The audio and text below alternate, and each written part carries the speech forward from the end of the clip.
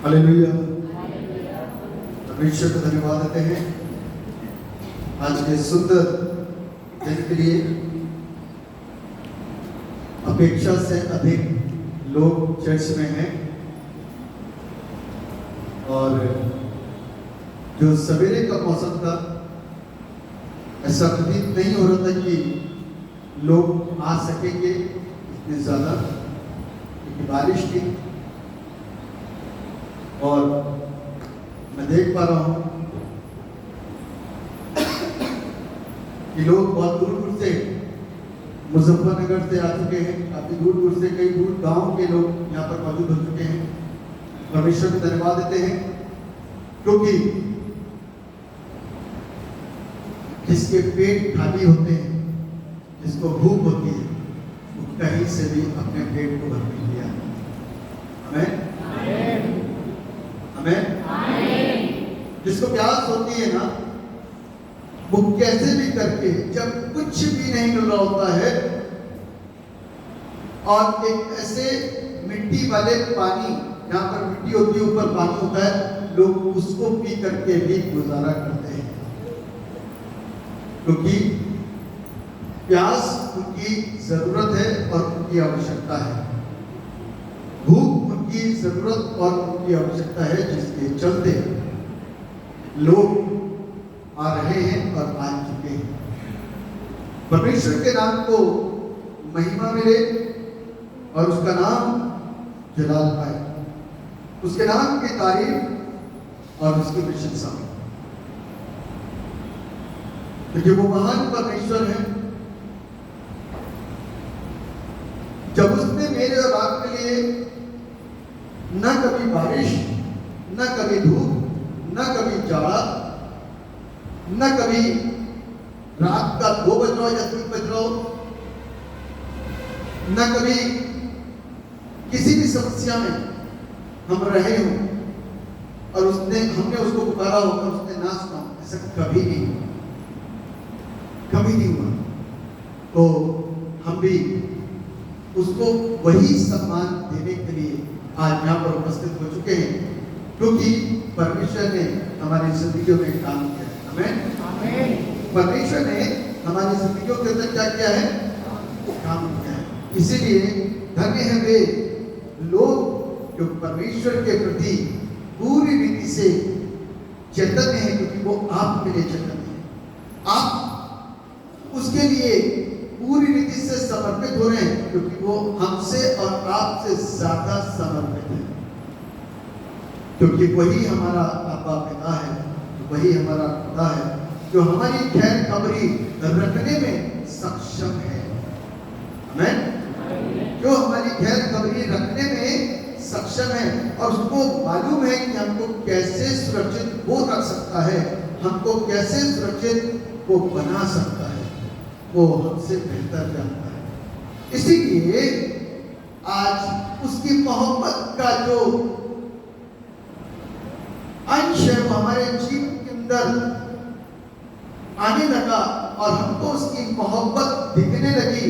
इसीलिए आज हम और आप अपने आप को इस बारिश में रोक नहीं पाए और यहाँ पर दौड़े चले।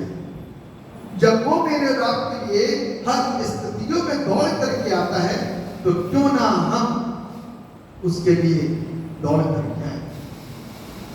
परमेश्वर को महिमा मिले, क्योंकि आज हम लोग फादर्स डे को सेलिब्रेट कर रहे हैं, जो कि बीते हुए हफ्ते में करना था, लेकिन किन्हीं कारणों के वश हम लोग इस संडे को सेलिब्रेट कर रहे हैं, ताकि हर एक फादर्स अपनी उन तमाम ड्यूटीज को जो कई बार नहीं समझ पाते हैं या नहीं समझे, तो उसको समझ पाए, तो सीख पाए। फादर का असली मतलब क्या होता है, उसकी जानकारियों को हम प्राप्त। पिता क्या है, कोई बताएगा पिता क्या है? पिता कौन होता है?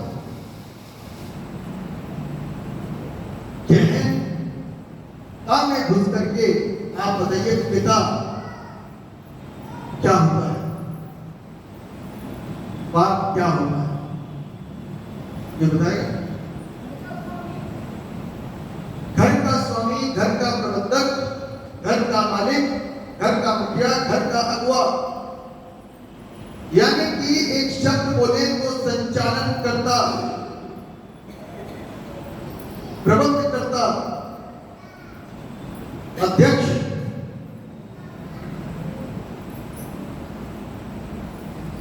और जो अपनी इस जिम्मेदारी को सटीक तरीके से निभा नहीं पाता तो उसको क्या बोला जाता है? गैर जिम्मेदार पिता। क्या बोला जाता है? जोर से बोल सकते हैं आप, पिता लोग बोल सकते हैं, बोलिए ना, शर्म आ रही, बोलिए गैर जिम्मेदार पिता।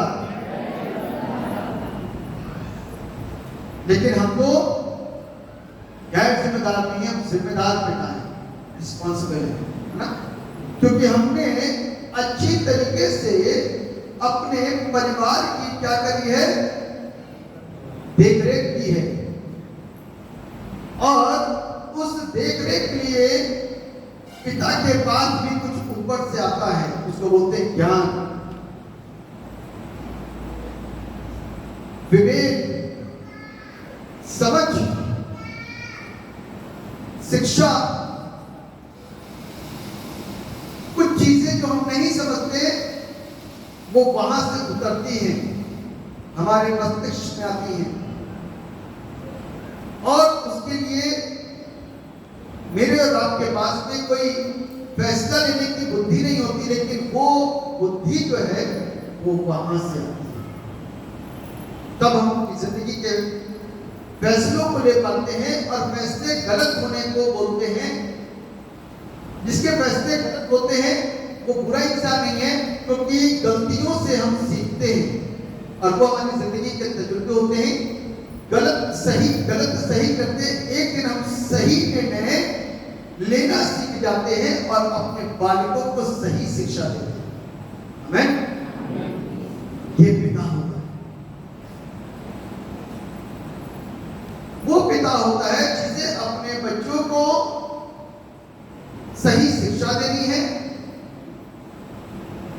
उचित जगह उठाना और बैठाना है, उचित लोगों के साथ में संगति करने के लिए भेजना है। गलत संगति करने वाली औलाद को ताड़ना और प्रताड़ना देनी, यानी कि छड़ी उठानी है।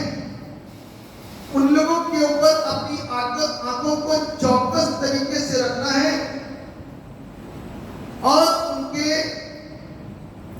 अच्छे डिडोल के लिए उनको अच्छे साथ अच्छे भोजन को प्रदान करवाना है, उनका प्रबंध करना है।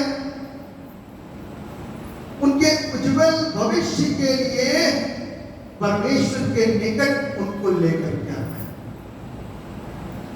ये बाप का एक रोल है जो अपनी जिम्मेदारियों से कभी बच नहीं सकते। जो बचते हैं तो वो गैर जिम्मेदार बाप है। मैंने बोला जो बचते हैं, क्योंकि बाहर तो सारे काम आप करते हैं, लेकिन अपनी जिम्मेदारियों को घर में निभाने के लिए जब और जो भी बाप बचता है ना, तो वो गैर जिम्मेदार बाप। आज हम लोग इस फादर्स डे के ऊपर थोड़ा सा मनन चिंतन करेंगे, सीखेंगे परमेश्वर का कलाम हमको इस वचन के द्वारा क्या सिखाना चाहिए। यदि आप जो पिता लोग हैं सही तरीके से जवाब देते रहोगे तो मुझे भी अच्छा लगेगा सिखाते समय, और आपको भी अच्छा लगेगा सीखते समय। और कहीं आपको महसूस होता है कि आप इस चीज को करने में चूक रहे हो तो उसको नोट कर लेना कि वो चूक ना हो जाए, या फिर कोई पिता बनने वाले हैं तो ज्यादा अच्छे तरीके से नोट करना, क्योंकि आपकी लाइफ में अभी कोई भी तजुर्बा नहीं है। और तजुर्बा व्यक्तिगत ही होता है, दूसरों की जिंदगी को देख करके आप सीख सकते हैं, लेकिन तजुर्बा व्यक्तिगत ही होता है। उस व्यक्तिगत तजुर्बों को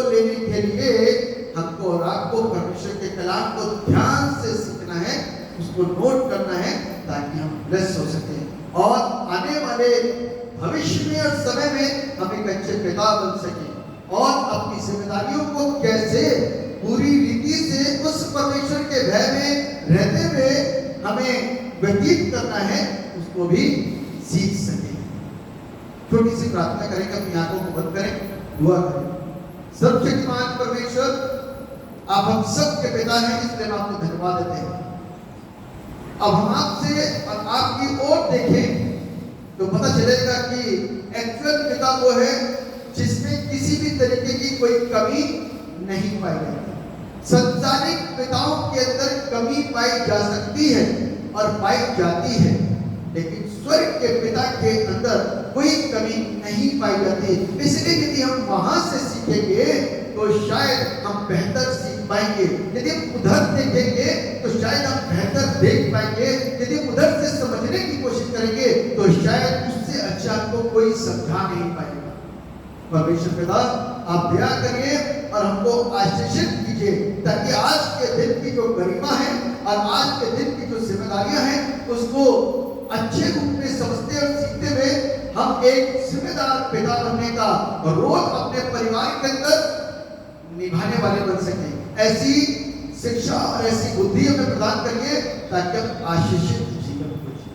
हर एक बात के लिए प्रभु हम आपके नाम को धन्यवाद देते हुए इस दुआ को उद्धार करने वाले एकमात्र मुक्तिदाता प्रभु यीशु नासरी के नाम होकर के मांगते जैसे सुनिए और कबूल कीजिए। आमीन। परमेश्वर को धन्यवाद देते हैं कि उसने मुझको और आपको ये वक्त दिया कि फादर्स डे के इस दिन में हम लोग शिक्षाओं को सीखें और समझें। फादर की स्पेलिंग किसको आती है? फादर की स्पेलिंग, फादर की स्पेलिंग किसको आती है? अरे फादर लोग बोले ना, वेरी गुड, कोई बात नहीं।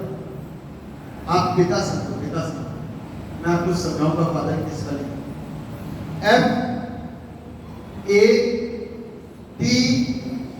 FATHER मिलके हुआ फादर। आप मुझको बोलते हो फादर, है ना? आप जैसे बहुत सारे लोग बोलते हैं फादर, कुछ बोलते हैं पिताजी, पापा जी, है ना? बहुत सारे लोग। कोई कहता धार्मिक गुरु, कोई कहता है स्पिरिचुअल फादर, आत्मिक पिता। अभी जिस पिता की हम बातचीत कर रहे हैं वो संसार का पिता है। कैसा पिता? संसारिक पिता। संसारिक पिता वो पिता होता है जिनके पास में पत्नी होती है। यदि पत्नी है तभी बच्चे, है ना? पत्नी है तभी बच्चे। यानी कि एक फैमिली होता है, इस फैमिली का मुखिया कौन होता है? फादर। यदि मुखिया छोटे वाले बच्चे को बना दिया जाए तो घर का बेड़ा गर्क होगा कि नहीं होगा? इस बात को ध्यान रखना कि परमेश्वर ने आदम को बनाने के बाद में उसको मुखिया बनाया था। क्या बनाया था? और आदम ने परमेश्वर की ना सुन के अपनी जिंदगी का बेड़ा गर्क करा कि नहीं करा? क्या बेड़ा गर्क हुआ हमारे में? आपको क्या बेड़ा गर्क हुआ हमारे में? कोई है? दिन भर आप दौड़ते भागते रहते हो, ये कमाने के लिए, प्रॉपर्टी के लिए, उसके लिए, बच्चों के लिए, उसके लिए, कमाने के लिए, खाने के लिए, है ना? वरना जब परमेश्वर ने आदम को बनाया था तो बस घूमता था, जहां क्या वहां से एक फल तोड़ा और खा लिया। पत्नी को तू भी खा, लेकिन एक फल ऐसा था जिसको खाने के लिए परमेश्वर ने मना किया था, उसे पत्नी ने तोड़ा और आदम को। देखिए, जो दूसरा वाला बात बता रहा हूं वो बाइबल का तरीके, जो पहली वाली बात बता रहा हूं वो मैं अपनी तरफ से बता रहा हूं। यानी कि जिस फल को खाने के लिए परमेश्वर ने कहा था कि तुम ये सब खा सकते हो, तुम्हारे जहां जाओ सब तुम्हारे अधिकार में, सब कुछ तुम्हारे लिए। आदम उसे लेता था, खुद खाता होगा और पत्नी को खिलाता होगा। मैं यूं बोल रहा हूं क्योंकि आदम ने एक बात बोला था, क्योंकि ये नर में से निकाली गई है इसलिए इसका नाम नारी होगा। तो पति कमा करके लाता है, बाजार से खरीद के लेकर के आता है, पत्नी को देता है, लो खाओ, तुम भी खाओ मैं भी खाऊं, और बच्चों को भी देता है। तो इस शिक्षा से शिक्षित होकर के मैं आपको बता सकता हूं कि पहले आदम ने अच्छी चीज खिलाई, लेकिन हवा के बहक जाने की वजह से, हवा के बहकावे में आ जाने की वजह से उसने वो वाला फल तोड़ा जिस फल को खाने के परमेश्वर ने आदम को मना किया था। और वो फल खा करके क्या हो गया, आदम गैर जिम्मेदार ठहरा। इसीलिए वो वाला पाप जो आदम ने किया था वो क्या था मालूम है, अनाज्ञाकारिता का पाप, जिसमें कि उसने आज्ञाकारिता को नहीं दिखा पाया और आज्ञाकारी नहीं रह पाया और पाप कर बैठा। क्या कर बैठा, पाप कर बैठा। आज कहीं हम तो पाप नहीं कर रहे, जिम्मेदारियों को निभाने के लिए बुद्धि है, मांगी कभी बुद्धि, परमेश्वर तुझे बुद्धि दे, क्योंकि बगैर तेरी बुद्धि के घर को चलाना मेरे बस की बात को नहीं है। कोई सोचता है कि पैसे के बल पे घर चलता है, तो ध्यान रखना पैसा आपकी आवश्यकताओं को पूरा तो कर देगा, लेकिन जिस चीज को परमेश्वर देता है ना, उस चीज को वो पैसा पूरा नहीं कर सकता। जैसे पैसे से आप फूल तो खरीदोगे लेकिन खुशबू नहीं खरीद सकते। पैसे से बेड खरीदोगे लेकिन नींद जो परमेश्वर देता है वो नहीं ले पाओगे, क्योंकि अहंकारी मनुष्य मानो क्या कहते हैं, मेरे पास तो बहुत है। और पैसा सब चीज की ब्लेसिंग है, उसको वो ब्लेसिंग समझते हैं और ब्लेसिंग देने वाले को पूछते तक नहीं है ना, ब्लेसिंग देने वाले को पूछते तक नहीं है। इसीलिए मेरे प्रियो, बिब्लिकली हमको और आपको सीखना है कि एक पिता को सबसे पहले उस पिता से बात करने की जरूरत है। इससे पहले कि आपके विवाह हो, उस पिता से बात करना सीखो। इससे पहले कि आप बाप बनने वाले हो, उस पिता से बात करना। इससे पहले कि आप कोई जिम्मेदारियों को उठाने जा रहे हो, उस पिता से बात करना कि बाप मैं तो कुछ भी नहीं जानता, मैं तो अनभिज्ञ हूँ, मैं तो नादान हूँ। यदि आप इस बात को तय करके जाओगे कि बाप मैं डॉक्टर हूँ, बाप मैं इंजीनियर हूँ, तो परमेश्वर कहेगा ठीक है तू तो है ना, लेकिन मैं तो जगत के मूर्खों को चुनूंगा जो इस बात को कह के आते हैं कि प्रभु मुझे कुछ नहीं आता, मुझे बना दे। तब प्रभु बिगड़े हुए को तो बनाएगा, बने हुए को कैसे बिगाड़ेगा? बने हुए को दोबारा नहीं बनाया जा सकता। अब जो ऑलरेडी बना हुआ है इसको क्या बना के करेगा? इसको फेंक दो, इसके जैसा फूल निकाल के फेंक दो, तभी तो इसको बनाएगा। जब ये अपने आप को असुरक्षित, जब ये अपने आप को बेकार, जब अपने आप को कहीं पर इस्तेमाल होने जैसा लायक नहीं समझेगा, तभी तो इसको परमेश्वर बनाएगा, यह कारीगर इसको बनाएगा। लेकिन हमारी जिंदगी को जब मैं और आप परमेश्वर के पास में ये कह करके पहुंचे कि प्रभु मैं नादान हूं, मुझे कुछ नहीं आता, मुझे सिखा, तब परमेश्वर आपको बनाना शुरू करेगा। आमीन। यदि बच्चे पिता के रोल को निभाना है ना, तो सबसे पहले उस पिता के पास पहुंचना, तभी आशीषित हो पाओगे। अन्यथा घर तो चलेंगे, लेकिन ध्यान रखना कभी बेघर भी हो सकते हैं। घर तो चलेंगे, 4 दिन तक चलेंगे, लेकिन छठे और 5वें दिन जब बच्चे बड़े होंगे तो झगड़े, उत्पात, नशा, बीड़ी, सिगरेट, तरह तरह के जो पाप बाहर हुआ करते थे वो आपके घर में आ जाएंगे। मालूम है, शैतान उन सारी चीजों को बाहर से खींच के आपके घर के अंदर फेंकना शुरू करेगा, क्योंकि आपका घर क्या हो जाएगा, एक कूड़े का ढेर, एक पाप का ढेर।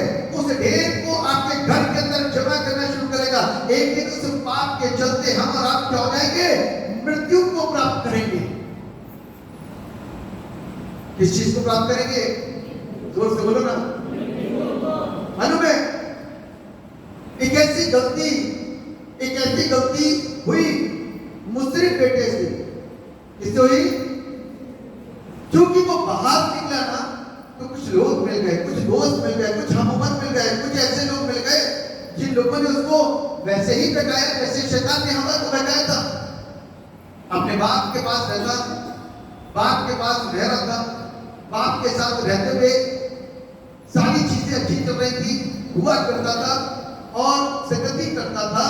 और रात में हो सकता है, सवेरे हो सकता है, मिल करके बैठ करके लोग वो प्रार्थना करते हो। लेकिन बाहर जब गया ना तो बाहर जाने के बाद मालूम क्या हुआ? बाहर जाने के बाद में कुछ हम उम्र के लोग उसको संसारिक काम करते हुए दिखाई दिए।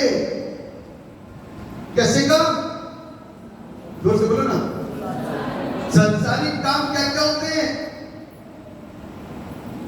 तो बताया, नशा करना और वगैरह वगैरह। चलिए, मुझे मालूम है आपको कोई टाइम वेस्ट है ना। संसारिक काम करते हुए दिखाई दिए और उन लोगों ने उसके सामने पेशकश करी है, तू अपने बाप के साथ नहीं बना रहेगा, तेरे बाप के पास इतना सब कुछ, अपना हिस्सा लेकर के आजा, मस्ती मारेंगे। क्या करेंगे? जोर से बोलो ना। कौन ऐसी बातें कर रहा?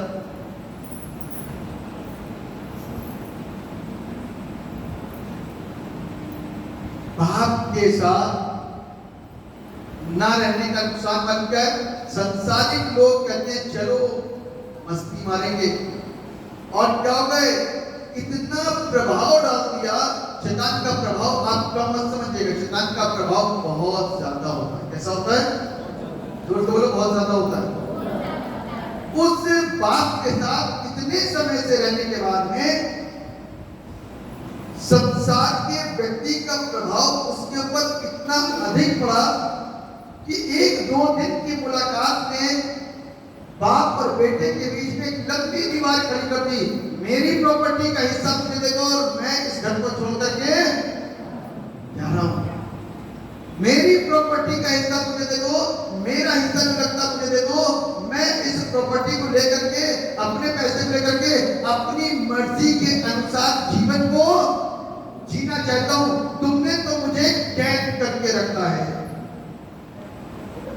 तुमने तो मुझे कैद करके रखा है। जो जुबान नहीं खुलती थी अब खुलने लग गई। और क्यों? क्योंकि शैतानी लोगों का, संसारिक लोगों का प्रभाव उस मुसरिफ बेटे के ऊपर पड़ा, और पड़ते ही उसने इस बात को, शब्द को बोल दिया, तुमने तो मुझे कैद करके रखा है, हो गया तुम मेरे बड़े भाई, लेकिन अब मैं अपने इस घर को छोड़ करके अपनी जिंदगी को अपने तरीके से जीऊंगा, क्योंकि मेरे पास कुछ अपने दोस्त हैं, मेरे पास अपने कुछ मित्र हैं, मैं उनके साथ में रह करके जिंदगी को जीऊंगा। तुमने तो मुझे बिल्कुल घर में कैद करके रख दिया, और मैं संसारिक चीजों को जानता तक नहीं कि वहां कितना मजा और कितना आनंद है और कितनी मस्ती है। क्या हुआ? सब अति हो गई तो बाप ने क्या कर दिया? हिस्सा दे दिया। जा बेटे चला जा, जा बेटे चला जा। अब बेटा क्या हो गया? अपनी जेब में कितने चेक रखे होंगे उसने, और कितनी गड्डियां सवारी होगी, कितना सोना चांदी रखा होगा, ये मेरा हिस्सा है। और संसार के लोग, आपको मालूम है, प्रभु के लोगों से कहीं ज्यादा तेज और चंट होते हैं। जानते हो ना? बाइबल में लिखा है, लिखा है, लिखा है, लिखा है, लिखा है ना? हाँ, बाइबल में लिखा है कि संसार के लोग प्रभु के लोगों से बहुत ज्यादा तेज और चंट होते हैं, इसीलिए उनको अपने में ले आओ ताकि उनकी ये तेजी परमेश्वर के काम के लिए आ सके और इस्तेमाल हो सके। और परमेश्वर का काम जो हम जैसे लोग नहीं कर पा रहे, उनके उस बुद्धि के द्वारा और उनकी तेजी के द्वारा और रफ्तार के साथ में आगे बढ़ सके। आज काम रफ्तार के साथ में कौन बढ़ा रहा है? जो पहाड़ से आकर के परमेश्वर के वचन को सुन रहा है। आमीन। बेचारा बाहर चला गया। और उन तेज और चंट लोगों ने क्या करा मालूम है आपको? अब उन्होंने तो अपने बैंकों के अंदर ताले मार दिए, अपने फोन पे का लॉक खराब कर दिया, है ना? और अब अपने भाई मित्र मुस्लिम बेटे के साथ में जो उनका बेटा था, उनका छोटा बेटा था, उसके साथ में उसकी बड़ाई करते रहे, तू कितना स्मार्ट है, काम कर, ये वाली क्रीम लेना, इसको लगाएंगे अपन और गोरे हो जाएंगे। तो उसको ये सारे काम करके संसारिक चीजों में, पाप में, वेश्यावृत्ति में, कुकर्म में, नशे में लगा करके उसको भ्रष्ट क्या कर दिया। कभी कभी तो सोचता होगा क्या कर रहा हूं, क्योंकि मैं इस बात को जानता हूं अच्छी तरीके से। आपको मैं बता चुका हूं कि जब इंसान पाप करता है ना, तो पाप करने में उसे दिक्कत नहीं होती, लेकिन जब पाप कर लेता है तब उसको कहीं ना कहीं दिमाग में बत्ती होती है, मैंने क्या कर दिया। जब शाम होती ना तो फिर पाप के लिए दोबारा आता है, और फिर जब पाप कर लेता है तो फिर दिमाग की बत्ती होती है, फिर आदि हो जाता है, कुछ नहीं, कोई परमिशन नहीं देख रहा है। ऐसा हो गया था मुस्लिम बेटा, और क्या हुआ, एक दिन कंगाल हो गया। अभी तक कहती है, एक दिन कंगाल हो गया। उसके पास उसकी प्रॉपर्टी का एक हिस्सा तक नहीं बचा। कैसे पता करेंगे? क्योंकि वो दूसरों के नौकरी करना शुरू कर दिया। इससे पता चलेगा कि वो कंगाल हो गया था। और खाना क्या था उसका मालूम है? जो सुअर खाते थे, लोग नाम लेना नहीं पसंद करते, वो उसकी फली को खा रहा। उसका काम उसको मिला, उसको जाओ बेटा, लोग बकरी चराते हैं, भैंस चराते हैं, गाय चराते हैं, वो सुअर चराता था। और जो सुअर खाता था उसी की फली से तोड़ करके वो खाता। सोचो, एक बाप के घर को छोड़ करके औलाद का क्या है। ठीक, अब हम लोग फादर पे आते हैं। फादर का एफ, फादर का जो पहला अल्फाबेट है वो क्या है? एफ। तो एफ का मतलब होता है फेलोशिप विद चिल्ड्रन। क्या होता है? अपने बच्चों के साथ में संगति करना। Fellowship with children. कितने पिता अपने बच्चों को टाइम देते हैं? Hallelujah, hallelujah. Fellowship with children बड़ा इंपॉर्टेंट है, मालूम है? जो पिता अपने बच्चों को टाइम नहीं देते ना, उनके बच्चे अपना टाइम कहीं और निकाल लेते हैं। ध्यान रखना, फिर मत कहना कि हमारे बच्चे बिगड़ गए और हमारे बच्चे तो हाथ से फिसल गए और हाथ से रपट गए और उनके बच्चे ज्यादा तेज हैं, हमारे बच्चों ने ध्यान दिया। क्योंकि जो पिता अपने बच्चों के साथ में फेलोशिप नहीं कर सकता, नहीं करता, उनके बच्चे अपनी फेलोशिप को कहीं और ढूंढते हैं। आपको मालूम है? क्योंकि ये फेलोशिप, इस बात ध्यान रखिएगा, क्योंकि ये फेलोशिप ना आपको और हमको, पिता और पुत्र और बच्चों के रिश्ते को मजबूत करती है। और ये मजबूत रिश्ता आपको बाहर बहने से रोक सकता है। क्योंकि हम और आप किस तरीके की संगति करते हैं, किस तरीके की संगति नहीं करते, हम लोगों के घर के लोगों को नहीं मालूम। लेकिन यदि एक पिता अपने बच्चों के साथ में एक टाइम पर संगति करता है ना, तो उनका घर सुरक्षित रह सकता है। अपवाद कई जगह होते हैं, लेकिन अमूमन इसका जो रेशियो है ना, ये मान के चलेगा पॉजिटिव रिजल्ट्स निकलते हैं। क्या निकलते हैं? Positive results. लेकिन जहां पर कोई एक प्लान है, जहां पर कोई योजना है, योजना के तहत जो लोग काम कर रहे हैं, वहां पर गड़बड़ियां हो सकती हैं। लेकिन जब एक पिता अपने बच्चों के साथ में संगति करता है, बहुत सारे बच्चों का रोना है कि हमारे पिता हमारी ओर ध्यान नहीं देते, और उनके पिता कितना अपने बच्चों पर ध्यान देते हैं, कितना खेलते हैं, लेकिन हमारे पिता नहीं खेलते। बोलते ही नहीं बोलते। कई बच्चों का कहना, कई बच्चों का रोना है आपको पता है स्वर्ग का पिता, स्वर्ग का पिता, सृष्टिकर्ता अपने बच्चों से, आदम से पिता मिलने आया। लिखा हुआ है मिलने आया करता था। आगे में लिखा हुआ है 3 अध्याय के 8वें पद में आप पढ़ोगे ना, तो दिन के ठंडे वक्त में पिता मिलने के लिए आया करता था और उनके साथ में कितनी देर बातचीत करता होगा, कितनी देर से गति करता होगा, कितनी देर उनसे बोलता होगा, कितनी देर उनकी सुनता होगा। वो जब हम वहां जाएंगे ना, स्वर्ग जाएंगे तो पता चलेगा कि क्या होता होगा उस समय में। एक पिता का रोल है अपने बच्चों के साथ में संगति का।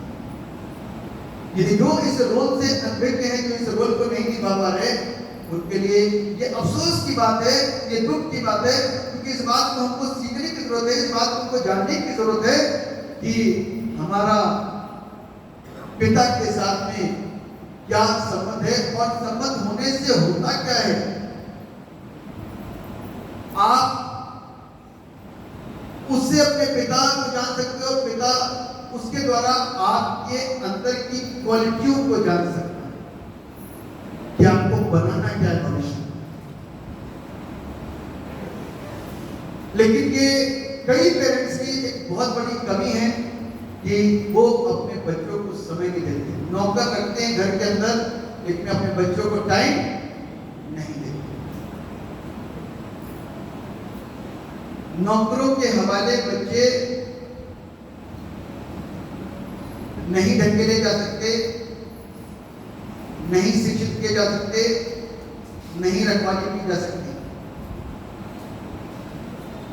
इसलिए एक प्लान हमारे मस्तिष्क में होना चाहिए, एक पिता के मस्तिष्क में, कि हमको अपने बच्चों की परवरिश कैसे करनी है।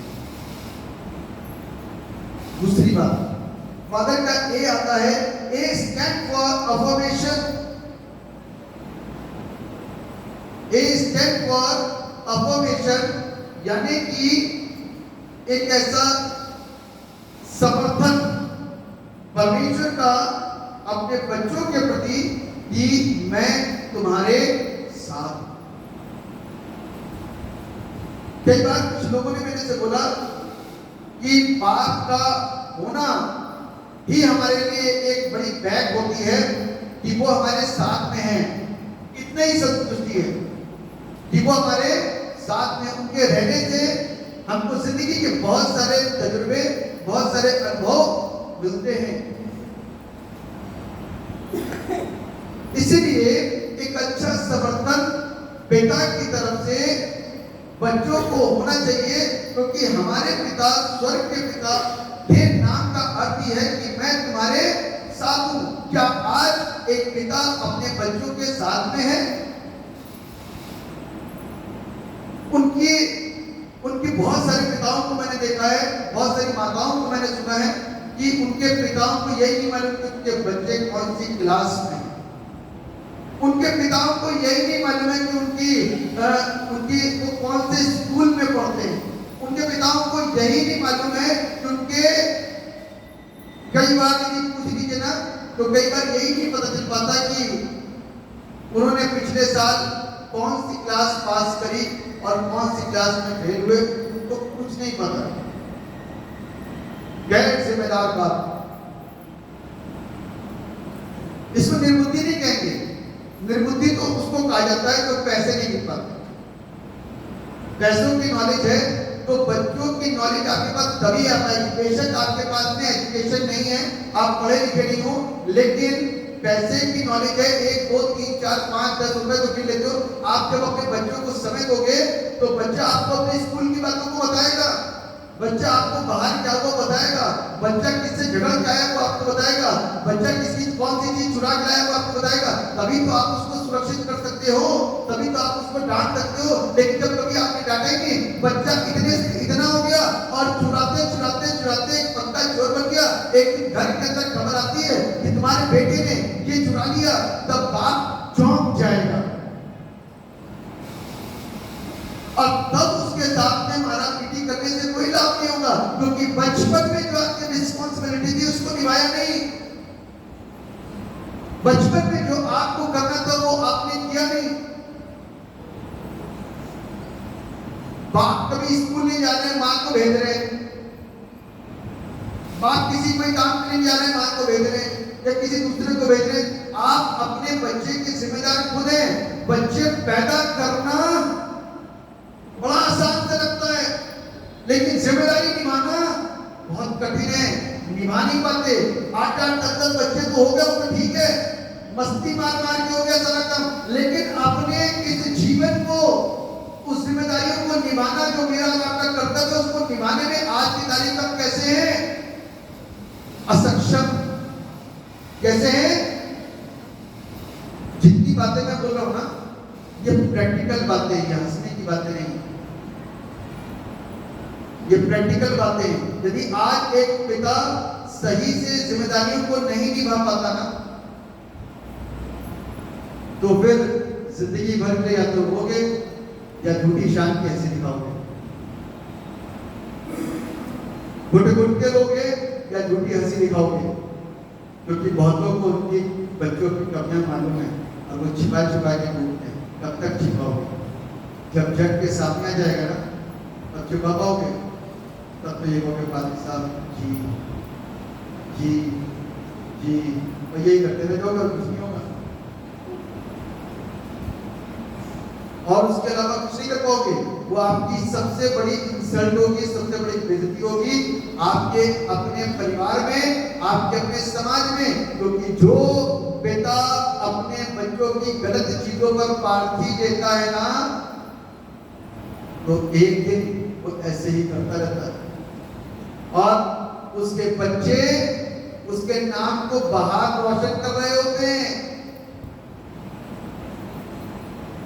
उसके बच्चे क्या कर रहे होते हैं? उसके नाम को बाहर रोशन कर रहे होते हैं। अब आप सुनो कि आपके बच्चे रोशन कर रहे हैं, आपको 2 प्रकार रोशन करना होता है।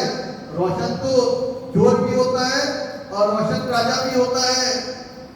तो आपके बच्चे राजा बनकर के रोशन हो रहे हैं कि चोर बनकर के रोशन हो रहे हैं, ये अच्छी तरीके से जानते हो आप। क्योंकि आपने अपने बच्चों को उचित समय पर, सही समय पर उनको सिखाना, उनको समझाना, उनको बताना नहीं उचित समझा। अरे हो जाएगा, औरों के बच्चे बड़े होते हैं, छोटे से हमारे भी हो जाएंगे। औरों के बच्चे बॉडी बिल्डर होते हैं, हमारे भी हो जाएंगे। तब तो ये आवाजें आती है कि हम लोग कितने हैं, उससे काम नहीं होगा। हम इतने ढेर सारे हैं, इतने लड़के हैं, हमारे तो इतने लड़के हैं, उससे लाभ नहीं होने वाला। वो सब किसी न किसी वजह से चले जाते। कितनों ने नाम रोशन किया, मायने ये रखता है क्योंकि आपने उनको गलत बात में समर्थन दिया, अच्छी बातों में समर्थन नहीं दिया। कि उनको पता चले, उनको महसूस हो कि उनका बाप उनको सही चीज की शिक्षा देता है, गलत चीज की नहीं। सही चीज की शिक्षा देना मेरे और आपके लिए जरूरी है। गलत चीज की शिक्षा देने से नुकसान उठाओगे आप। तीसरी बात, टी स्टैंड फॉर ट्रस्टवर्दी। आप अपने बच्चों के प्रति भरोसेमंद हो। दोनों चीजें, ये दोनों पहलू हैं, इधर भी काम करेगा और इधर भी काम करेगा। क्या बच्चे आपके पर भरोसा रखते हैं? क्या आप अपने बच्चों पर भरोसा रखते हैं? दोनों चीजें, आप अपने बच्चों पर भरोसा रखते हो और बच्चे आपके पर भरोसा रखते हैं। क्योंकि कई बार बच्चे अपने पिता को कुछ ऐसा करते देखते हैं जिसके चलते वो अपने पिता के ऊपर भरोसा नहीं रख पाते। गाली देने वाले पिता, नशा करने वाले पिता, व्यभिचार करने वाले पिता, गलत काम करने वाले पिता, चोरी करने वाले पिता, बेईमानी करने वाले पिता, ये पिता है। ये वही इंसान है जिसको मर्द बोला जाता है, लेकिन ये क्या करते हैं?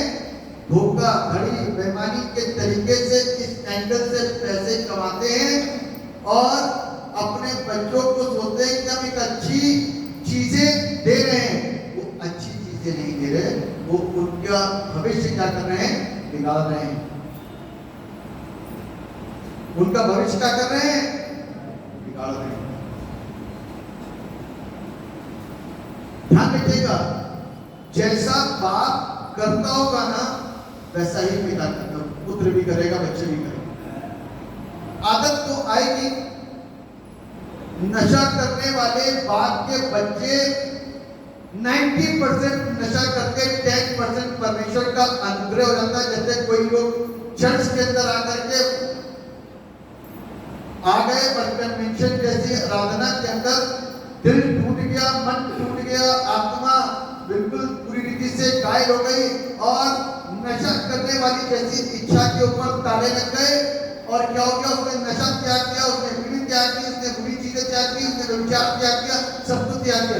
ये 10% के अंदर आ रहे हैं। लेकिन यदि आप देखोगे ना तो 90% नशा करने वाले पिताओं के बच्चे नशा करते होंगे, गाली देने वालों के बच्चे गाली देते होंगे, व्यभिचार करने वालों के बच्चे व्यभिचार करते होंगे। आमोस नबी की पुस्तक मालूम क्या लिखा है? आमोस नबी की पुस्तक में बड़ा साफ और बड़ा स्पष्ट तरीके से लिखा हुआ है कि बाप और बेटा एक ही कुमारी के पास में जाते हैं। What is this? क्योंकि बाप जा रहा है इसलिए बेटा भी जा रहा है। आमोस नबी की पुस्तक के अंदर ऐसा लिखा हुआ है कि बाप और बेटा एक ही कुमारी के पास में जा रहे हैं। इसका मतलब कि जो बाप कर रहा है वही बाप को करते हुए बेटा उसे देखता है और वही काम की पुनरावृत्ति कराता है। क्योंकि मालूम है कई बार बहुत सारे बच्चों के लिए बाप उनका हीरो होता है। और आप कैसे बने हुए हो? बच्चा जब छोटी अवस्था में आपको देखता है तो बच्चा कहता है मेरा बाप तो जो भी कर रहा है वो अच्छा कर रहा है, जो ये कर रहा है वही मैं करूंगा, जो ये गिरा वो मैं करूंगा, जैसा ये करता वैसा मैं भी करूंगा, जो मेरा बाप है ही इज माय हीरो, है ना? He is my hero. जैसा बाप करता है वैसा ही बच्चा भी कर रहा है। क्या आप इस तरीके की विश्वास योग्यता, इस तरीके का भरोसा, इस तरीके की जिंदगी उनके सामने रख रहे हो जो देख करके उन्हें ना समझी की अवस्था में वही सीखने पर मजबूर होना पड़े? ना समझी की अवस्था में वही सीखने पर मजबूर होना पड़े। क्योंकि जब छोटा बच्चा होता है तो ना समझ होता है, बड़ी जल्दी आराम हम बोलते हैं अरे बच्चा तो बच्चा है, उसका बपतिस्मा छोटे बच्चे हो गया, अरे उसे क्या पता। चलो आपकी बात मानिए, लेकिन जब आप बीड़ी पी करके उसके सामने खड़े होते हैं तो उसे क्या पता? उसने भी उठा करके पी ली तो क्या हुआ? उसने भी उठा करके आपकी बोतल का एक छोटा सा हिस्सा था वो पी लिया तो क्या हुआ? बच्चा ही तो है, पिलाओ ना उसे साथ साथ में।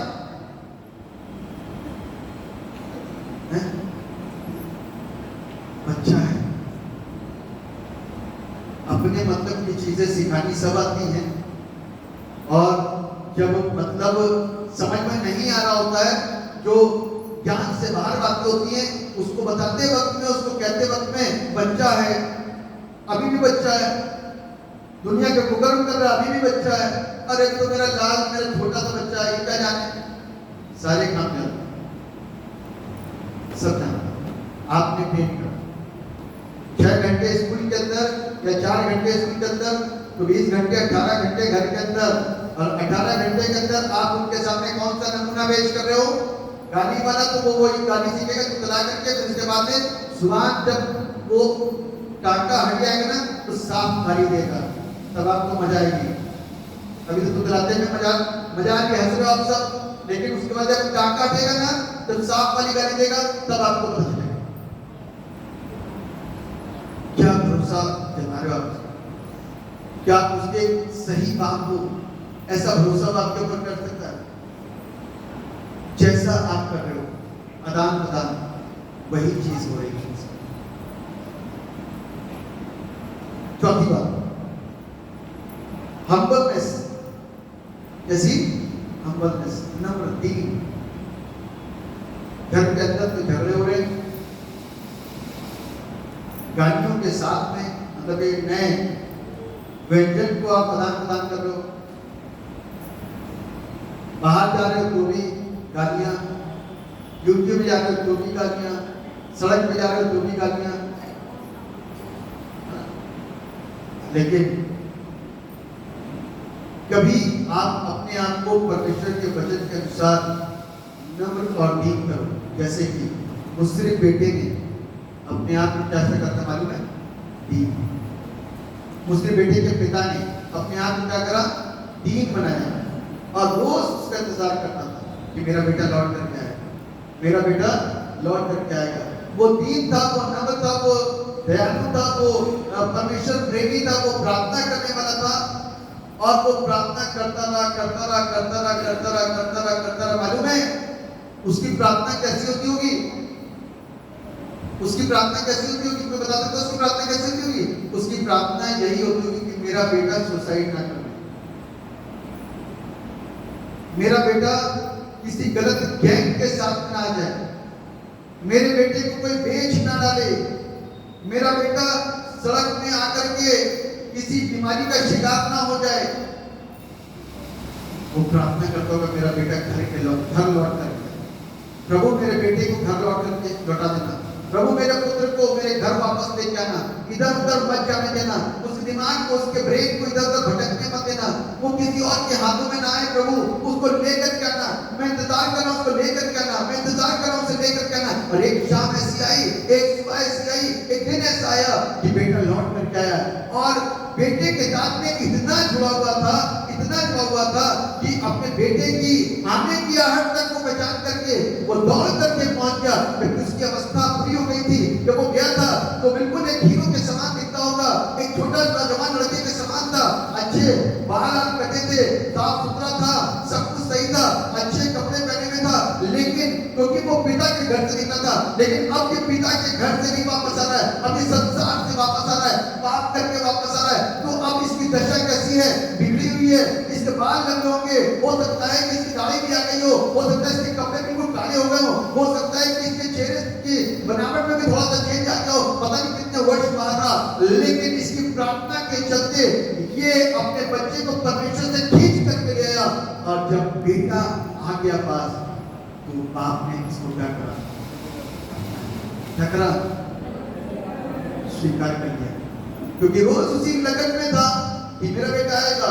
आप सोचो कि इसकी मेहनत की थी जबरदस्ती कि मेरा बेटा लौट करके आएगा। और एक समय ऐसा आया कि इसकी दौड़ खत्म हुई, इसकी प्रार्थना का वो विषय खत्म हुआ और बेटा घर लौट करके आया। अब सोचो कि वो मिलाप कैसा मिलाप होगा, सोचो कि वो बीच में वार्तालाप कैसी वार्तालाप हुई होगी। सोचो कि बेटा बाप बेटे के सामने कितना नम्र और कितना हम्बल बन करके खड़ा हुआ है। बेटा क्या क्या बोल करके गया, बेटा क्या क्या कह करके गया, बेटा क्या क्या ले करके गया, बेटा क्या क्या बड़े भाई को सुना करके गया, बेटा कितने अहंकार के साथ में गया, बेटा ये बोल के करके जा रहा हूँ दोबारा इस चौखट पे कदम भी नहीं रखूंगा, क्या क्या बोल के गया। लेकिन बाप कैसा था? नम्र और हम्बल, दयालु। बाप ने इस सारी चीजों को बेटे को आते देख, बेटे ने जब अपने आप को नम्र बनाया ना, दीन बनाया, तो बेटे से बाप ने इतना तक नहीं कहा कि तू क्या करके चला गया। उसने सारी चीजों को पीठ के पीछे फेंक दिया, दोबारा डिस्कस नहीं करा कि वो जख्म दोबारा से ताते हुए नई बातें करी, उससे बिल्कुल नई बातें करी, वो वाली बातों की पुनरावृत्ति नहीं करी, वो चीजें नहीं दोहराई, वो चीजें नहीं गई, क्योंकि वो हम्बल था और उसने अपने पिता से सिर्फ अपने पुत्र से यही कहा। लोगों को बुलाया, बेटे ने तो जरूर बोला मुझे अपने नौकरों में से एक नौकर रख ले, उसके गले लगाया। आप सोचो कि पाप भरी अवस्था, कितने पापों की छवि लिए हुए अपने हृदय पर लेके चलाया आ रहा है। गंदे वस्त्र, बदबू वाले वस्त्र, हमारे गुनाहों से बदबू आती है, गंदगी आती है, सब कुछ होता है, लेकिन वो परमेश्वर पिता हमको क्या करता है? विनती करे। और बाइबल बताती है जब एक पापी बचता ना तो स्वर्ग में क्या होता है? जश्न होता है। जब एक पापी बचता है तो स्वर्ग में क्या होता है? जश्न मनाया जाता है। और उसको गले लगा करके अपनाया, लोगों को बुलाया, इसको नहलाओ, इसके वस्त्र बदलो और इसके लिए एक मेमना काटो और इसको अंगूठी पहनाओ, क्योंकि ये मेरा है, मैंने इसको अपना लिया है। अब डिस्कस मत करना बाबू कहाँ गया था, इतने साल से मालूम तेरा बेटा तेरे बाप इंतजार करते थे, कुछ नहीं कहना, ये मेरा बेटा था, चला गया था, अब वापस आ गया। हालेलुया। ये हम्बल नेचर है उस बाप का, क्योंकि इस बाप ने, इस पृथ्वी के बाप ने उस बाप से वो जीवन को सीखा, उस बाप से उस आदत को सीखा, उस गुण को सीखा, तभी तो वो एक अच्छा पिता बन सका, तभी तो उसकी जिंदगी के द्वारा एक बड़ा चेंज आया कि जो बेटा कभी आ नहीं सकता था वो वापस आ गया। उसके बाद कौन सा अल्फाबेट आता है? E. E stand for example, E stand for example। वो अब कभी इस मुस्लिम बेटे का बेटा कुछ ऐसी गड़बड़ करेगा तो ये अपने बाप को देख करके शिक्षित हो चुका है कि मुझे क्या करना पड़ेगा, मुझे क्या करना पड़ेगा, क्या मैं अपने बेटे के ऊपर खड़े जाऊंगा उस समय, या उसको क्या मैं निकल जाऊं यहाँ से, या फिर उसको क्या कहूंगा, या फिर उसको अपना लूंगा। ये एग्जाम्पल था, इस बाप का एग्जाम्पल। आज ये मुस्लिम बेटे का एग्जाम्पल सारी दुनिया के लिए बाइबल में जो आ गया है, सारी दुनिया के लिए एक नमूना है। एक दूसरा एग्जाम्पल भी आपके सामने लेकर के आ रहा हूं। मेरे साथ निकाली कि उत्पत्ति की पुस्तक उसका 22वां अध्याय, उत्पत्ति की पुस्तक उसका 22वां अध्याय और उसके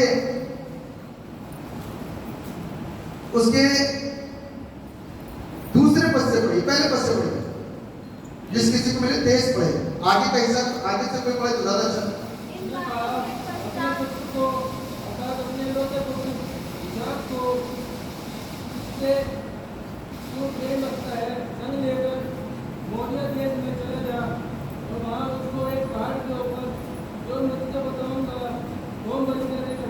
बस एक ऐसा बाप तो बड़ा अजीब हो गई। क्या नाम है इस बात का, मालूम किसी को? क्या नाम है? राम। इसकी कहानी कोई बताएगा? छोटी सी, बहुत छोटे से अल्फाज में, छोटे से अल्फाज में इसकी कोई कहानी बताएगा? है जी? संतान नहीं थी। एक ऐसा बाप जिसके पास संतान कितने साल में मिली? 24 साल। कितने साल में? 24 साल के बाद। आप सोचो, एक साल यदि संतान नहीं हुई ना तो सास ससुर क्या हाल करता, किसी का करत, नंदे क्या हाल, पति क्या हाल करता। और इसमें कितने साल नहीं हुए? 24वें साल में इसको संतान की प्राप्ति। कितने साल में? 24 साल। 24 साल के अंदर और 24 साल तक धीरज धरे रहना आसान बात नहीं। 24 साल तक धीरज धरे रहना आसान बात नहीं है। और परमेश्वर इससे मालूम क्या कहता है कि मैं तेरे वंश को आकाश के तारागण और भूमि की धूल के किनकों के मानिंद बढ़ाऊंगा। This was the promise made by God to Abraham। Abraham से इस प्रॉमिस को करा, इस वायदे को करा कि ऐसा ऐसा मैं करूंगा। अब्राहम बाहर अपने तंबू से निकल के आता था, प्रभु वो दिन कब आएगा, वो दिन कब आएगा? तो मालूम क्या हुआ? एक दिन वो दिन आ गया। क्या दिन आ गया? वो दिन आ गया जब सारा क्या हो गई, कंसीव हो गई। सोचो कैसा 24 साल के बाद क्या खुशी का मंजर होगा उस परिवार के लिए, उस कुटुंब के लिए, उनके लोगों के लिए, अब्राहम के लिए क्या आनंद का दिन होगा कि वो कंसीव हुई। और वो दिन आया जब 9 महीने पूरे हुए और इसहाक पैदा हुआ। सोचो क्या आनंद का दिन, क्या खुशी का दिन होगा। वो सोचो कि इसको पहले इस ब्लेसिंग को वहां से जोड़ो जो परमेश्वर के मुंह से निकला था, इसके द्वारा मैं तेरे वंश को बढ़ाऊंगा। सोचो कि एक ऐसा व्यक्ति पैदा हुआ है जिसको प्रॉमिस के द्वारा भेजा गया है और जिसके लिए ये कहा गया कि इसके द्वारा तेरा वंश आगे पीछे दाएं बाएं ऊपर नीचे पूरब